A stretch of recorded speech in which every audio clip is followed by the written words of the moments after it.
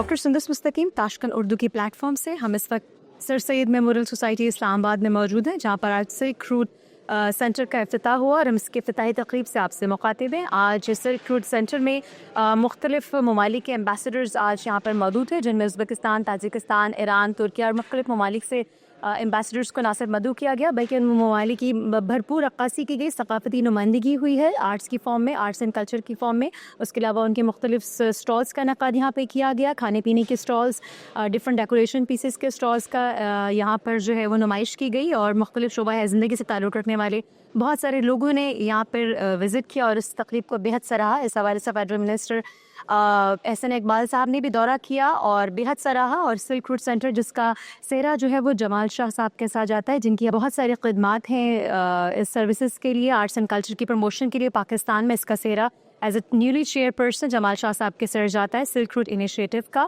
पाकिस्तान के दारुल हुकूमत इस्लामाबाद में इस तरह की तकरीब का इनेकाद न सिर्फ कौमी बल्कि बैनुल अक़वामी सतह पर पाकिस्तान की बेहतरीन सकाफती नुमाइंदगी करने में मुअव्विन साबित होगा।